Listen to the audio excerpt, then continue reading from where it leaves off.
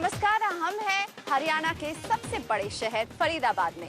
फरीदाबाद हरियाणा का industrial hub है और हरियाणा के राजस्व में फरीदाबाद का कंट्रीब्यूशन 60% तक का है। Engineering goods, auto ancillary, textile, footwear, इन सब की तमाम 25,000 मैन्युफैक्चरिंग यूनिट इस इलाके में है। लेकिन ये इंडस्ट्रियल शहर अब तेजी से समय के साथ बदल भी रहा है।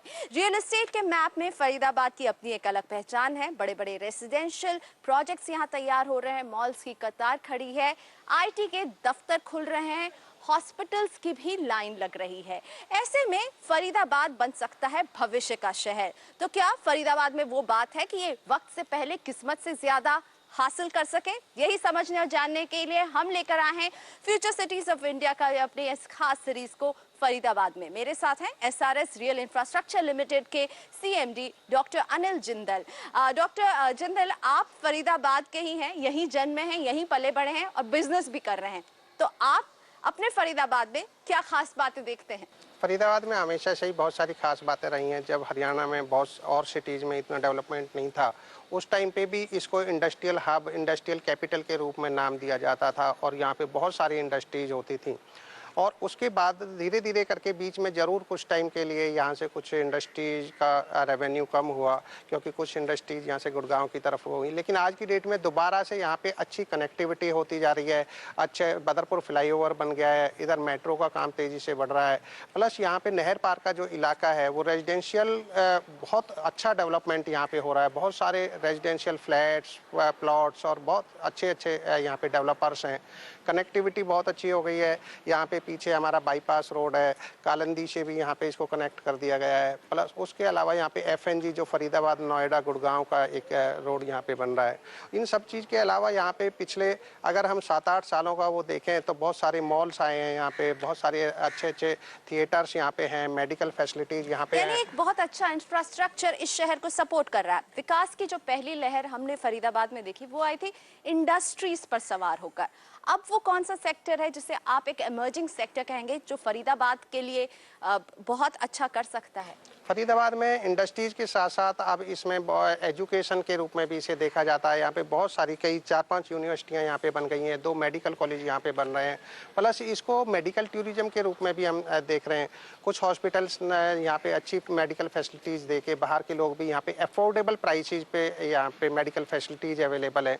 और उसके साथ साथ यहाँ पे ऑफिस स्पेस रीजनेबल प्राइसेज पे अवेलेबल है। कनेक्टिविटी तो जैसे मैंने कहा बहुत अच्छी हो ही गई है यहाँ पे।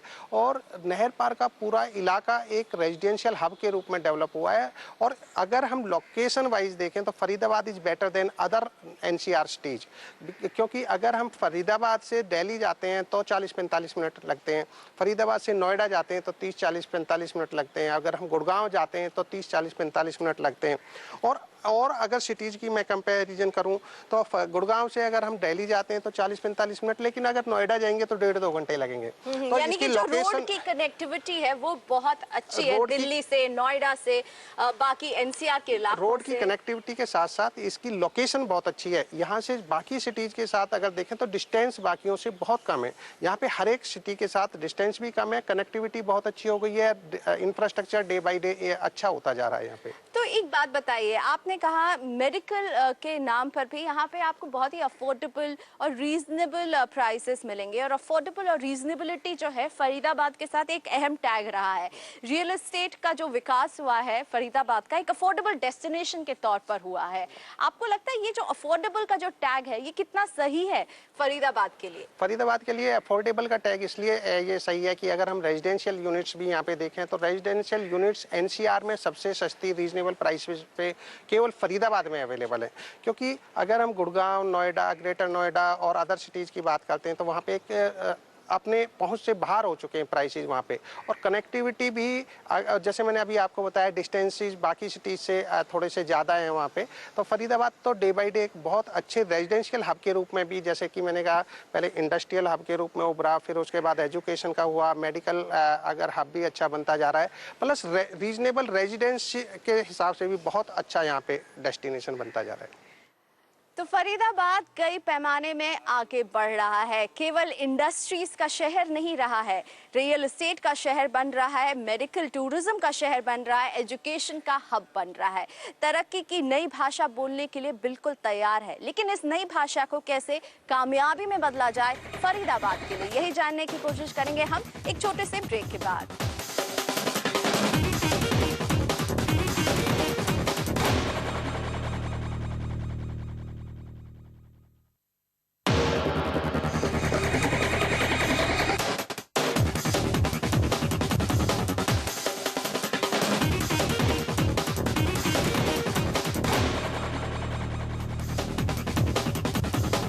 1970 के दशक में हमने फरीदाबाद में इंडस्ट्रियल विकास देखा। तेजी से ये शहर बन गया इंडस्ट्रियल हब। 1990 के आखिर 2000 की शुरुआत में रियल एस्टेट के लिए फरीदाबाद जाना जाने लगा और रियल एस्टेट के ही क्षेत्र के जाने माने नाम एसआरएस रियल इंफ्रास्ट्रक्चर लिमिटेड के सीएमडी डॉक्टर अनिल जिंदल मेरे साथ हैं मेरी इस खास बातचीत में। और सर, आपकी कंपनी ने भी रियल एस्टेट में 2000 के आसपास ही कदम रखा। आपका पहला प्रोजेक्ट हमने देखा एसआरएस मॉल, जो कि फरीदाबाद का पहला मॉल था। तो क्या आप देख रहे हैं रियल एस्टेट में वो बात है जो फरीदाबाद को एक भविष्य का शहर बना सकती है? यहाँ पे बहुत सारी ऐसी खूबियाँ हैं जिससे कि फरीदाबाद पूरे देश का नंबर 1 सिटी बन सकता है, रेजिडेंशियल के हिसाब से, कॉमर्शियल के हिसाब से, लोकेशन के हिसाब से। और अगर हमने 2000 में पहला मॉल यहाँ पे दिया, पहले मॉल के लिए हमने हुड्डा में अप्लाई किया और ये हमारा जो मॉल था वो हरियाणा का पहला हुड्डा का मॉल था।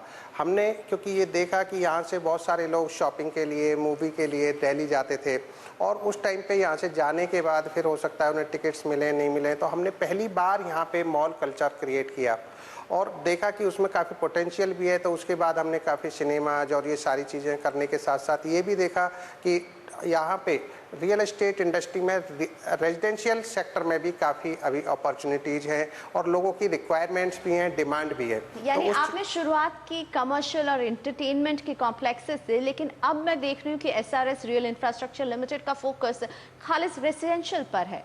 नहीं, ऐसा कुछ नहीं है कि खाली रेजिडेंशियल पे है, लेकिन मेनली रेजिडेंशियल पे है। हम लोग ये जो कॉमर्शियल है वो भी करते हैं, लेकिन बहुत कम वो करते हैं क्योंकि उसका अगर फरीदाबाद में हम देखें तो एक हमने ये मॉल किया है, प्लस कुछ और डिफरेंट सिटीज़ में भी हमने मॉल किए हैं।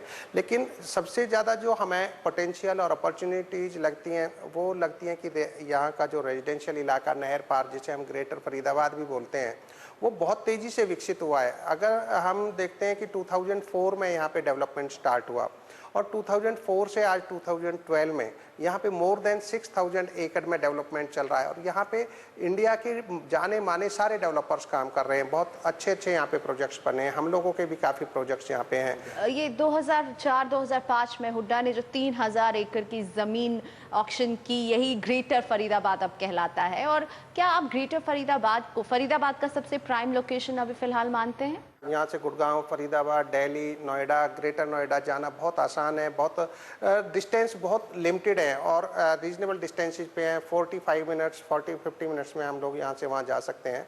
प्लस यहाँ पे अगर मैं कनेक्टिविटी की बात करता हूँ तो फरीदाबाद की कनेक्टिविटी बहुत अच्छी है, इंफ्रास्ट्रक्चर बहुत अच्छा हो गया है और यहाँ पे अभी मेट्रो का काम भी स्टार्ट हो गया है जो कि अगस्त 2014 तक कंप्लीट होना है, तो उससे और बेटर कनेक्टिविटी होने वाली है। यहाँ का लॉ एंड ऑर्डर बहुत अच्छा है। आपने खुद बताया कि एसआरएस के भी ढेर सारे रेसिडेंशियल, करीब 6 रेसिडेंशियल प्रोजेक्ट इस इलाके में आ रहे हैं, 5000 से भी ज्यादा रेसिडेंशियल यूनिट्स ला रहे हैं और केवल आप ही नहीं हैं और भी कई सारे रियल एस्टेट डेवलपर इस इलाके में हैं। तो कहीं हम उस स्टेज पे, ओवर सप्लाई के स्टेज पर तो नहीं पहुंच जाएंगे? अभी ऐसा कुछ नहीं है क्योंकि अगर हम देखें कि यहाँ पे करीब 6300 एकड़ टोटल लैंड है जिसमें डेवलपमेंट चल रहा है और उसमें से करीब 4000 एकड़ में रेजिडेंशियल प्रोजेक्ट्स आ रहे हैं। तो उसमें जितना इसमें टोटल यूनिट्स आनी है उससे ज़्यादा की डिमांड अभी अवेलेबल है। तो मेरे को लगता है कि बल्कि कुछ टाइम बाद पलवल के साइड में भी लोग बागों को उधर के साइड रेजिडेंशियल यूनिट्स बनाने पड़ेंगे। तो ओवर सप्लाई का तो कोई ऐसा क्वेश्चन नहीं है और रीजनेबल प्राइसेज है। सबसे बड़ी बात है एनसीआर सिटीज में जितने भी अदर हैं, गुड़गांव है, नोएडा है, ग्रेटर नोएडा है, कुंडली, ये सब इनमें देखते हैं तो सबसे reasonable prices, affordable prices Faridabad में ही अवेलेबल। अब अभी जिस तरह से हमारी पूरी अर्थव्यवस्था जो है एक बहुत ही धीमी गति से चल रही है, बहुत सारी दिक्कतें हैं, ऐसे में रियल एस्टेट को भी काफ़ी धक्का लगा है। आप इसमें फरीदाबाद को कहाँ खड़ा हुआ पा रहे हैं? क्या जो रियल एस्टेट की रफ्तार पर जो ब्रेक लगा है उसका असर फरीदाबाद के बाजार पे कितना पड़ा है? मेरे को ये लगता है कि अगर हम स्पेशली फरीदाबाद की बात करें तो फरीदाबाद में पिछले दो तीन साल में बिजनेस भी इंक्रीज हुआ है, लोग बागों की डिमांड भी इंक्रीज हुई है, और यहाँ पे लोगों को जिन्होंने काफ़ी पहले इन्वेस्टमेंट कर रखी थी तो उनको काफ़ी अच्छी एप्रिसिएशन भी मिली है। तो मेरे को नहीं लगता कि इन सब चीज़ों का पर्टिकुलर फरीदाबाद पे कोई बहुत बड़ा असर है।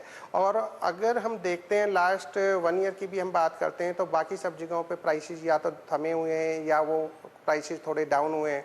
इंडिया और फरीदाबाद में डिमांड भी इंक्रीज हुई है, प्राइसेस भी इंक्रीज हुए हैं। यानी इकोनॉमिक स्लोडाउन से बिल्कुल अनछुआ रहा है फरीदाबाद का रियल एस्टेट अभी तक बाजार? बिल्कुल अनछुआ रहा है और मेरे को लगता है नेक्स्ट 10 इयर्स तक इसमें कोई ऐसी दिक्कत नहीं आने वाली। और यहाँ पे रेजिडेंशियल भी और इसका infrastructure day by day better हो रहा है। तो इंफ्रास्ट्रक्चर बेटर होने से लोग बागों को जो स्टैंडर्ड ऑफ लिविंग है तो वो भी अच्छा हो रहा है। यहाँ स्कूल्स अच्छे हैं, जैसे मैंने अभी कहा आपके हॉस्पिटल्स अच्छे हैं यहाँ पे। तो स्कूल, कॉलेजेस, हॉस्पिटल्स और मेडिकल कॉलेजेस, ये सारी चीज़ें अच्छी हैं। मॉल्स हैं शॉपिंग के लिए, अच्छे चीज़ें हैं, तो इससे सबका standard of living increase. Affordable price tag Faridabad के रियल एस्टेट बाजार की पहचान रही है। नोएडा, गुड़गांव जहां कीमतें आसमान छू रही थी, फरीदाबाद एक अफोर्डेबल डेस्टिनेशन बना रहा। लेकिन कब तक? क्योंकि आप जिस तरह के विकास की बात कर रहे हैं जो फरीदाबाद में हो रहा है, फरीदाबाद के आसपास हो रहा है, ये अफोर्डेबल टैग इसके पास कब तक रहेगा, या ये भी बहुत जल्द कॉस्टली वाले टैग में आने वाला है? नहीं, मेरे को नहीं लगता कि ये बहुत ज़्यादा कुछ इस पे कोई असर आने वाला है। नेक्स्ट 10 इयर्स तक फरीदाबाद बहुत अच्छा सिटी बन के तैयार होगा और अफोर्डेबल भी रहेगा बाकी सिटीज़ में, क्योंकि कंपैरिजन अगर हम करें तो आज डिफरेंस ही बहुत ज़्यादा है। तो कितने भी इसके प्राइसेस इंक्रीज होंगे तो भी वो अफोर्डेबल प्राइसेस रहेंगे बाकी सिटीज़ के कंपैरिजन में।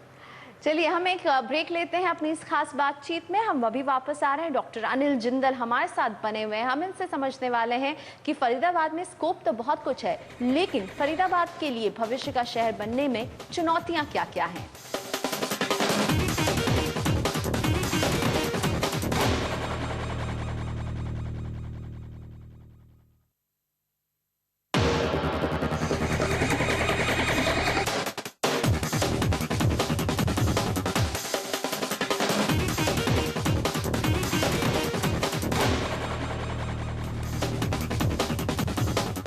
बैक। क्या फरीदाबाद में वो बात है जो इसे बना सकती है फ्यूचर सिटी ऑफ इंडिया? यही जानने की हम कोशिश कर रहे हैं और तरक्की की इस राह पर चलने के लिए फरीदाबाद के सामने है किस तरह की चुनौतियां। इस खास बातचीत में मेरे साथ हैं एसआरएस रियल इंफ्रास्ट्रक्चर लिमिटेड के CMD doctor Anil Jindal. Sir, हमने आपसे ये तो समझा कि बहुत सारी काबिलियत है फरीदाबाद में जो इसे एक बहुत ही उम्दा शहर, एक भविष्य का शहर बनाएंगी, लेकिन इस भविष्य के शहर के बनने के राह में कितनी सारी अटकलें हैं, कितनी सारी दिक्कतें हैं फरीदाबाद के लिए जिन्हें टैकल करना प्रायोरिटी में ज़रूरी है। जब भी कभी किसी का डेवलपमेंट होता है, किसी भी सिटी का डेवलपमेंट हो, कंट्री का हो, कहीं पे भी हो, तो कुछ चैलेंजेस भी साथ साथ होते हैं। तो यहाँ पे भी बहुत सारे चैलेंजेस अभी हैं। जिस तरीके से हमारा इंटरनल इंफ्रास्ट्रक्चर जो है वो अभी उतना अच्छा नहीं है। ऐसा नहीं है कि इंफ्रास्ट्रक्चर नहीं है, लेकिन उतना अच्छा नहीं है, उसमें अभी और डेवलपमेंट की ज़रूरत है। यहाँ पे सीवरेज सिस्टम उतना अच्छा अभी नहीं है, उस पर काम चल रहा है, गवर्नमेंट खूब अच्छे से उसको काम कर रही है। तो और इसके सब चीज़ों के साथ साथ यहाँ पे अगर हम देखते हैं कि कुछ और मेडिकल फैसिलिटीज़ की भी, जैसे मैंने बात की, एजुकेशन की भी बात की, तो नहर पार, स्पेशली नहर पार में बहुत सारे CLUs हो चुके हैं। तो वहाँ पे बहुत सारे स्कूल्स की ज़रूरत है, कुछ हॉस्पिटल्स की ज़रूरत है। लेकिन अगर हम ओवरऑल कंपैरिजन देखें तो ओवरऑल कंपैरिजन में फरीदाबाद में इतने चैलेंजेस नहीं हैं जितने कि मैं और सिटीज़ में देखता हूँ। और उन चैलेंजेस पे गवर्नमेंट का काफ़ी सकारात्मक रुख रहा है और वो काफ़ी तेज़ी से और सीरियसली उस पर काम कर रहे हैं। तो नेक्स्ट 2-3 इयर्स में मेरे को लगता है कि ये सब प्रॉब्लम्स भी ख़त्म हो जाएंगी। और हरियाणा सरकार के लिए फरीदाबाद को लेकर एक बड़ा होमवर्क होगा पावर का। पावर क्राइसिस की वजह से फरीदाबाद को झटका लग चुका है क्योंकि इंडस्ट्रीज का पलायन देखा है इसने। अब पावर को टैकल करने के लिए आपको लग रहा है सरकार कर रही है, काफ़ी है और गुंजाइश है? पावर को लेके सरकार काफ़ी वैसे सकारात्मक उसका रुख रहा है और काफ़ी वो कोशिश भी कर रही है। इसके साथ साथ बहुत सारी चीज़ें ऐसी भी हैं, क्योंकि जितने भी प्रोजेक्ट्स आज की डेट में आ रहे हैं तो उसमें पावर की कोई प्रॉब्लम इसलिए नहीं आ सकती क्योंकि 100% पावर बैकअप सब प्रोजेक्ट्स में है। तो यहाँ पे कोई भी जो भी रेजिडेंट्स आएंगे उनको पावर की प्रॉब्लम नहीं होने वाली है। लेकिन आप लोग जब प्रोजेक्ट बनाते हैं तब आप लोगों को पावर पाने के लिए दिक्कत नहीं होती है, या फिर आप कह रहे हैं हमने अपने सारे अपार्टमेंट में पावर बैकअप तो दे दिया, लेकिन पावर एक जो बेसिक नीड है वो क्या पूरी हो रही है फरीदाबाद में? नहीं, तो पूरी हो रही है काफ़ी अच्छी, बाकी अदर सिटी से काफ़ी अच्छी सप्लाई है, लेकिन उसके बावजूद भी ऐसा नहीं है कि 124 आवर्स यहाँ पे पावर सप्लाई है। लेकिन गवर्नमेंट अभी भी काफ़ी कोशिश कर रही है और मेरे को लगता है नेक्स्ट 2-3 ईयर्स में ये प्रॉब्लम भी सॉल्व हो जाएगी। लेकिन अगर किसी टाइम पे लाइट अवेलेबल नहीं है, पावर अवेलेबल नहीं है, तो उस टाइम के लिए हमने 100% पावर बैकअप सब डेवलपर्स ने यहाँ पे प्रोवाइड किए हुए हैं। फरीदाबाद को JNURM की तरफ से काफ़ी अच्छी फंडिंग मिल रही है। इसी की तरह जो हरियाणा के जो भी मास्टर प्लान है उसका भी रुख काफ़ी फोकस जो है फरीदाबाद पर है, और सिटी इनके जो है सिटी डेवलपमेंट प्लान के ज़रिए 2200 करोड़ का एलोकेशन हुआ है। इन सारे एलोकेशंस का फ़ायदा क्या फरीदाबाद टू इट्स मैक्सिमम उठा पा रहा है? नहीं, मैं वो स्टार्ट हो गया है, वो सारी फंडिंग का यूटिलाइजेशन स्टार्ट हो गया है और नेचुरली आने वाले टाइम में उसका बेनिफिट जो रेजिडेंट ऑफ फरीदाबाद हैं वो इसका बेनिफिट लेंगे, क्योंकि अभी जो एलोकेशन हुआ है वो एलोकेशन को डिप्लॉयमेंट होने में भी अभी टाइम लगेगा। तो जैसे जैसे फंड का डिप्लॉयमेंट होगा, यहाँ पे इंफ्रास्ट्रक्चर डेवलप होगा, ये सब चीज़ें होंगी, लेकिन नेक्स्ट 2-3 ईयर्स में इसका रिजल्ट देखने को मिलेगा। इंडस्ट्री चेंबर एसोचैम के एक रिसर्च या सर्वे के मुताबिक जो 50% इन्वेस्टमेंट है जो कि हरियाणा के क्षेत्र में हो रहा है वो केवल रियल एस्टेट में हो रहा है। तो क्या रियल एस्टेट को हम माने कि ये फरीदाबाद के लिए कमाल कर सकता है? नहीं, फरीदाबाद के लिए कमाल कर नहीं सकता है। फरीदाबाद में कमाल हो रहा है कि इतने अफोर्डेबल प्राइसेस पे आज भी अफोर्डेबल हाउसेज यहाँ पे अवेलेबल हैं, और जैसे मैंने कहा कि कनेक्टिविटी भी अच्छी है, बाकी सब चीज़ें अच्छी होने के साथ साथ अफोर्डेबल प्राइसेस यहाँ पे हैं और बहुत तेज़ी से यहाँ पे डेवलपमेंट हो रहा है। अब जहाँ पर भी रियल एस्टेट विकास होता है वहाँ पे ज़मीन का अधिग्रहण होता है, और ज़मीन के अधिग्रहण से जुड़े तमाम सवाल उठते हैं, तमाम दिक्कतें आती हैं। बतौर डेवलपर आप जब यहाँ पे प्रोजेक्ट ला रहे हैं तो लैंड डिस्प्यूट आपके लिए कितनी बड़ी समस्या है? सबसे बड़ी बात यह है कि यहाँ पे उस तरीके के लैंड डिस्प्यूट्स नहीं है, क्योंकि यहाँ पे गवर्नमेंट की पॉलिसी है केवल अपनी लैंड पे ही वो लाइसेंस देते हैं। गवर्नमेंट एक्वायर करके किसी डेवलपर को कोई लाइसेंस देके और फिर किसी को सेल नहीं करती।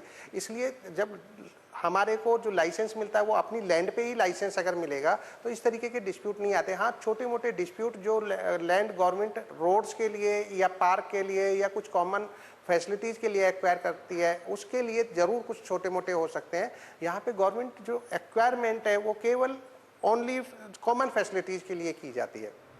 अगर अब मैं बात करूं कि चुनौतियों की हमने बात कर ली कि हाँ पावर, ट्रांसपोर्ट और शहर के इंटरनल इंफ्रास्ट्रक्चर पर सरकार को काम करने की ज़रूरत है, लेकिन इसे भविष्य का शहर बनाने के लिए आपको क्या लगता है सरकार के लिए अगर हम आपसे कहें कि प्रायोरिटी सेट कीजिए कि क्या करे सरकार, किस तरह का सपोर्ट दे इस इलाके को?